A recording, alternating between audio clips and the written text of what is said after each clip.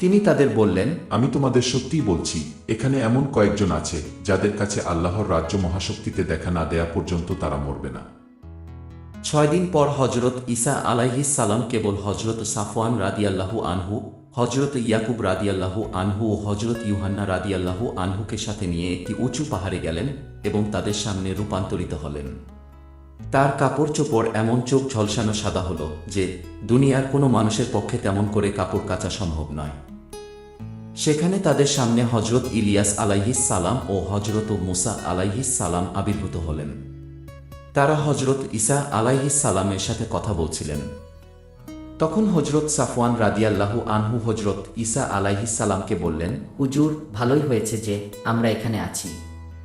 আমরা এখানে 3টি কুঁড়েঘর তৈরি করি, একটি আপনার, একটি হজরত মুসা আলাইহিস সালাম ও একটি হজরত ইলিয়াস আলাইহিস সালামের জন্য। তারা খুব ভয় পেয়েছিলেন, সেজন্য কি যে বলা উচিত তিনি তা বুঝলেন না। এই সময় এক খণ্ড সাদা মেঘ এসে তাদের ঢেকে ফেলল, আর সেই মেঘ থেকে এই কথা শোনা গেল, এই আমার একান্ত প্রিয় মনোনীত জন, তোমরা তার কথা শোনো। তখনই তারা চারদিকে তাকালেন, কিন্তু হজরত ঈসা আলাইহিস সালাম ছাড়া আর কাউকেই দেখতে পেলেন না। তিনি পাহাড় থেকে নেমে আসার সময় তাদের হুকুম দিলেন, ইবনুল ইনসান মৃত থেকে জীবিত হয়ে না ওঠা পর্যন্ত তারা যা দেখেছেন তা যেন কাউকেই না বলেন। সুতরাং তারা বিষয়টি নিজেদের মধ্যে রাখলেন, আর মৃত থেকে জীবিত হয়ে ওঠার অর্থ কী তা নিজেদের মধ্যে আলোচনা করতে লাগলেন। অতঃপর তারা তাকে জিজ্ঞেস করলেন, আলিমরা কেন বলেন প্রথমেই হজরত ইলিয়াস আলাইহিস সালাম আসবেন? তিনি তাদের বললেন, প্রথমে হজরত ইলিয়াস আলাইহিস সালাম এসে সবকিছু আগের অবস্থায় ফিরিয়ে আনবেন। তবে ইবনুল ইনসানের বিষয়ে কেমন করেই বা লেখা আছে যে তাকে খুব কষ্টভোগ করতে হবে এবং লোকে তাকে অগ্রাহ্য করবে।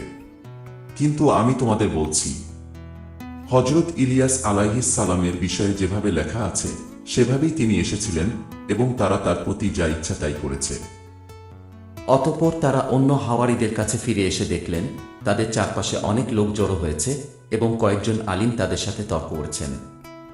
সমগ্র জনতা তাকে দেখার সাথে সাথে সশ্রদ্ধ ভয়ে ভীত হল এবং তারা দৌড়ে গিয়ে তাকে সালাম জানাল। তিনি তাদের জিজ্ঞেস করলেন, তোমরা ওদের সাথে কি নিয়ে তর্ক করছো? ধীরের মধ্য থেকে একজন উত্তর দিল, হুজুর, আমার ছেলেকে আপনার কাছে এনেছিলাম। তাকে ভূতে পেয়েছে, সে তাকে কথা বলতে দেয় না এবং সে যখনই তাকে ধরে তখনই আছাড় দিয়ে মাটিতে ফেলে দেয়। তার মুখ থেকে ফেনা বের হয় আর সে দাঁতে দাঁত ঘষে এবং শক্ত হয়ে যায়। আমি আপনার হাওয়ারিদেরকে বললাম তাকে ছাড়িয়ে দিতে, কিন্তু তারা যথেষ্ট ক্ষমতা সম্পন্ন নন। জবাবে তিনি তাদের বললেন, অবিশ্বাসীর দল, আর কতদিন আমি তোমাদের সাথে থাকব? আর কতদিন তোমাদের সহ্য করব? তাকে আমার কাছে আনো। তারা ছেলেটিকে তার কাছে আনলেন। তাকে দেখেই সেই ভূত ছেলেটিকে খুব জোরে মুচড়ে ধরল। ছেলেটি মুখ থেকে ফেনা বের করতে করতে মাটিতে গড়াগড়ি দিতে লাগল। হজরত ঈসা আলাইহিস সালাম তার পিতাকে জিজ্ঞেস করলেন, কতদিন হলো এর এরকম হয়েছে? সে বলল, ছোটবেলা থেকে। এই ভূত তাকে ধ্বংস করার জন্য প্রায় আগুন আর পানিতে ফেলে দেয়। তবে আপনি যদি কোনো কিছু করতে পারেন তাহলে দয়া করে আমাদের উপকার করুন। তিনি তাকে বললেন, যদি করতে পারেন, যে ঈমান আনে তার জন্য সবকিছুই করা সম্ভব। তখনই ছেলেটির পিতা চিৎকার করে কেঁদে উঠে বলল, আমি ঈমান এনেছি, আমার অবিশ্বাস দূর করুন। অনেক লোক দৌড়ে আসছে দেখে হজরত ঈসা আলাইহিস সালাম নোংরা ভূতকে ধমক দিয়ে বললেন, কালা ও বোবা ভূত, আমি তোমাকে হুকুম দিচ্ছি, এর ভেতর থেকে বেরিয়ে যাও এবং আর কখনো এর মধ্যে ঢুকবে না। তখন সেই ভূত চিৎকার করে ছেলেটিকে জোরে মুচড়ে ধরল এবং তার ভেতর থেকে বেরিয়ে গেল। তাতে ছেলেটি মরার মতো পড়ে রইল দেখে অনেকে বলল, সে মারা গেছে। কিন্তু হজরত ঈসা আলাইহিস সালাম তাকে হাত ধরে তুললেন আর তাতে সে উঠে দাঁড়াল। যখন তিনি একটি ঘরের ভেতরে গেলেন তখন তার হাওয়ারিরা গোপনে তাকে জিজ্ঞেস করলেন, আমরা ভূতকে ছাড়াতে পারলাম না কেন? তিনি তাদের বললেন, মোনাজাত ছাড়া আর কোনোভাবেই এরকম ভূত ছাড়ানো যায় না। তারা সেই জায়গা ছেড়ে গালিলের মধ্য দিয়ে চলে গেলেন।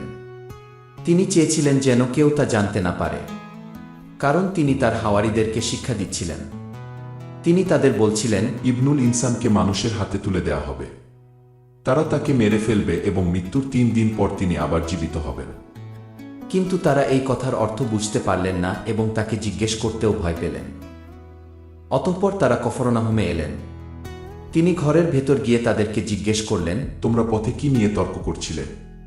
তারা চুপ করে রইলেন, কারণ কে সবচেয়ে বড় তা নিয়ে তারা পথে তর্ক করছিলেন। তিনি বসলেন এবং সেই 12 জনকে ডেকে বললেন, কেউ যদি প্রথম হতে চায় তাহলে তাকে অবশ্যই সকলের শেষে থাকতে হবে এবং সকলের সেবাকারী হতে হবে। তিনি একটি শিশুকে নিয়ে তাদের মধ্যে দাঁড় করালেন।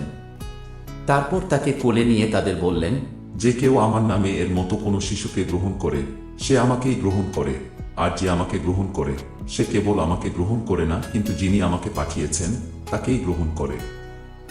হযরত ইউহান্না রাদিয়াল্লাহু আনহু তাকে বললেন, হুজুর, আমরা একজনকে আপনার নামে ভূত ছাড়াতে দেখে তাকে নিষেধ করেছি, কারণ সে আমাদের অনুসরণ করছিল না। কিন্তু হযরত ঈসা আলাইহিস সালাম বললেন, তাকে নিষেধ করো না, কারণ আমার নামে আশ্চর্য কাজ করার পরে কেউ ফিরে আমার নিন্দা করতে পারে না। যে আমাদের বিপক্ষে থাকে না সে তো আমাদের পক্ষে। তোমরা মসিহের লোক বলে যে কেউ তোমাদের এক গ্লাস পানি পান করতে দেয়, আমি তোমাদের সত্যিই বলছি সে কোনো মতে তার পুরস্কার হারাবে না।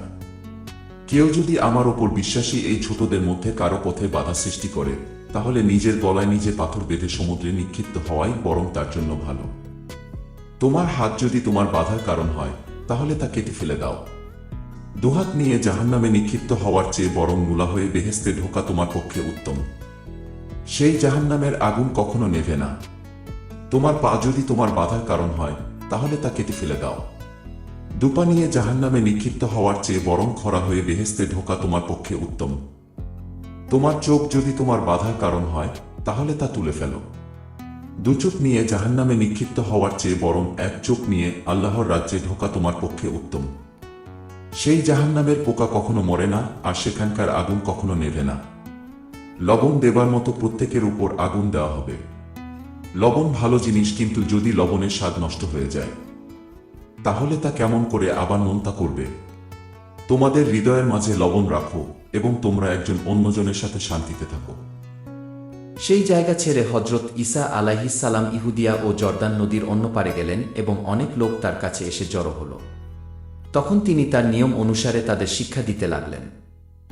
কয়েকজন ফরিসি এসে তাকে পরীক্ষা করার জন্য জিজ্ঞেস করলেন, স্ত্রীকে তালাক দেয়া কি শরীয়ত সম্মত? তিনি তাদের উত্তর দিলেন, হযরত মুসা আলাইহিস সালাম তোমাদের কি আদেশ দিয়েছেন? তারা বললেন, হযরত মুসা আলাইহিস সালাম তালাকনামা লিখে স্ত্রীকে তালাক দেবার অনুমতি দিয়েছেন। কিন্তু হযরত ঈসা আলাইহিস সালাম তাদের বললেন, তোমাদের হৃদয় কঠিন বলেই তিনি তোমাদের জন্য এই আদেশ লিখেছিলেন। কিন্তু সৃষ্টির শুরুতে আল্লাহ তাদের স্ত্রী ও পুরুষ করে সৃষ্টি করেছেন। এজন্যই মানুষ তার পিতামাতাকে ছেড়ে নিজের স্ত্রীর সাথে যুক্ত হবে, আর তারা দুইজন এক দেহ হবে। তাই তারা আর দুই নয়, কিন্তু এক দেহ। সুতরাং আল্লাহ যা যুক্ত করেছেন মানুষ তা আলাদা না করুক। অতঃপর হাওয়ারীরা ঘরের ভেতরে তাকে আবার এই বিষয়ে জিজ্ঞেস করতে লাগলেন। তিনি তাদের বললেন, যে কেউ নিজের স্ত্রীকে তালাক দিয়ে অন্যকে বিয়ে করে সে তার সাথে জিনা করে। আবার স্ত্রী যদি স্বামীকে তালাক দিয়ে অন্যকে বিয়ে করে তাহলে সেও জিনা করে। লোকেরা কয়েকটি শিশুকে তার কাছে নিয়ে এলো যেন তিনি তাদের স্পর্শ করেন, কিন্তু হাওয়ারীরা তাদের তিরস্কার করতে লাগলেন।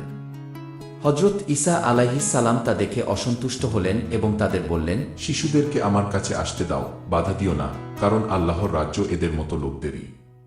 আমি তোমাদের সত্যি বলছি, শিশুদের মতো আল্লাহর রাজ্য গ্রহণ না করলে কেউ কোনোভাবেই তাতে ঢুকতে পারবে না। তিনি সেই শিশুদেরকে কোলে নিলেন ও তাদের মাথায় হাত রেখে দোয়া করলেন।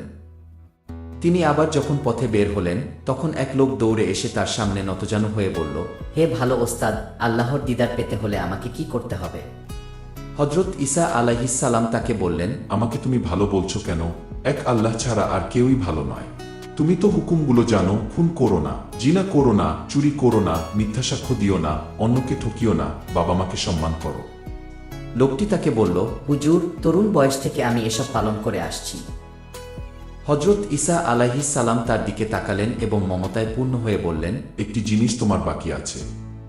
যাও, তোমার যা কিছু আছে তা বিক্রি করে গরিবদের দান করে দাও, তাতে তুমি বেহেশতে ধন পাবে। তারপর এসে আমাকে অনুসরণ করো। এই কথা শুনে লোকটির মুখ কালো হয়ে গেল। তার অনেক ধনসম্পত্তি ছিল বলে সে দুঃখিত হয়ে চলে গেল। তখন হযরত ঈসা আলাইহিস সালাম চারদিকে তাকিয়ে তার হাওয়ারীদের বললেন, ধনীদের পক্ষে আল্লাহর রাজ্যে ঢোকা কতই না কঠিন। তার কথা শুনে হাওয়ারীরা আশ্চর্য হলেন। তিনি আবার তাদের বললেন, সন্তানেরা, আল্লাহর রাজ্যে ঢোকা কতই না কঠিন। কোনো ধনীর পক্ষে আল্লাহর রাজ্যে ঢোকার চেয়ে সূচের ছিদ্র দিয়ে উটের চলে যাওয়া সহজ। তারা আরও অবাক হয়ে নিজেদের মধ্যে বলাবলি করতে লাগলেন, তাহলে কে নাজাত পাবে? তাদের দিকে তাকিয়ে তিনি বললেন, মানুষের পক্ষে এটি অসম্ভব হলেও আল্লাহর কাছে অসম্ভব নয়, তার পক্ষে সবই সম্ভব। হজরত সাফওয়ান রাদিয়াল্লাহু আনহু তাকে বললেন, দেখুন, আমরা তো সবকিছু ছেড়ে দিয়ে আপনার পেছনে এসেছি। হজরত ঈসা আলাইহিস সালাম বললেন, আমি তোমাদের সত্যিই বলছি, যে কেউ আমার ও ইঞ্জিলের জন্য বাড়িঘর, ভাই বোন, বাবা মা, ছেলে মেয়ে ও জায়গা জমি ছেড়ে দিয়েছে, সে এই যুগেই তার 100 গুণ বেশি বাড়িঘর, ভাই বোন, মা, ছেলে মেয়ে ও জায়গা জমি পাবে এবং সাথে সাথে অত্যাচারও ভোগ করবে আর পরকালে আল্লাহর দিদার লাভ করবে। কিন্তু যারা প্রথমে আছে তাদের মধ্যে অনেকে শেষে পড়বে, আর যারা শেষে আছে তারা প্রথম হবে। অতঃপর তারা জেরুসালেমের পথে রওনা দিলেন। হজরত ঈসা আলাইহিস সালাম তাদের আগে আগে যাচ্ছিলেন। তারা অবাক হলেন এবং যে লোকেরা পেছনে পেছনে আসছিল তারা ভয় পেল। তিনি আবার সেই 12 জনকে কাছে ডেকে নিজের উপর কি হতে যাচ্ছে তা বলতে লাগলেন। বললেন, দেখো, আমরা জেরুসালেমে যাচ্ছি। সেখানে ইবনুল ইনসানকে প্রধান ইমামদের ও আলিমদের হাতে তুলে দেয়া হবে। তারা তাকে মৃত্যুর উপযুক্ত বলে দোষী করবেন, তারপর তাকে ইহুদীদের হাতে তুলে দেবেন। তারা তাকে ঠাট্টা বিদ্রূপ করবে, তার মুখে থুতু দেবে, তাকে চাবুক মারবে এবং হত্যা করবে। আর 3 দিন পর তিনি আবার জীবিত হয়ে উঠবেন। হজরত ইয়াকুব রাদিয়াল্লাহু আনহু ও হজরত ইউহান্না রাদিয়াল্লাহু আনহু ইবনে জাবিদি তার কাছে এসে বললেন, হুজুর, আমাদের ইচ্ছা এই যে আমরা যা চাব আপনি আমাদের জন্য তাই করবেন। তিনি তাদের বললেন, তোমরা কি চাও? আমি তোমাদের জন্য কি করব? তারা তাকে বললেন, আমাদের এই বরদিন আপনি মহিমাপ্রাপ্ত হলে আমরা যেন একজন আপনার ডান পাশে ও অন্যজন বা পাশে বসতে পারি। কিন্তু হজরত ঈসা আলাইহিস সালাম তাদের বললেন, তোমরা যা চাচ্ছ তা তোমরা জানো না। যেই গ্লাসে আমি পান করতে যাচ্ছি তাতে কি তোমরা পান করতে পারো? কিংবা যে বায়াত আমি গ্রহণ করতে যাচ্ছি তা কি তোমরা গ্রহণ করতে পারো? তারা তাকে বললেন, হ্যাঁ, আমরা পারি। তখন হজরত ঈসা আলাইহিস সালাম তাদের বললেন, যেই গ্লাসে আমি পান করব তোমরা অবশ্যই তাতে পান করবে, আর যে বায়াত আমি গ্রহণ করব তা তোমরাও গ্রহণ করবে, কিন্তু যাদের জন্য স্থান প্রস্তুত করা হয়েছে তাদের ছাড়া অন্য কাউকেই আমার ডান কিংবা বা পাশে বসতে দেবার অধিকার আমার নেই। বাকি 10 জন এসব কথা শুনে হজরত ইয়াকুব রাদিয়াল্লাহু আনহু ও হজরত ইউহান্না রাদিয়াল্লাহু আনহু এর উপর বিরক্ত হলেন। তখন হজরত ঈসা আলাইহিস সালাম তাদেরকে কাছে ডেকে বললেন, তোমরা জানো যে ইহুদীদের শাসনকর্তারা তাদের উপর প্রভু হয় এবং তাদের নেতারা তাদের উপর হুকুম চালায়।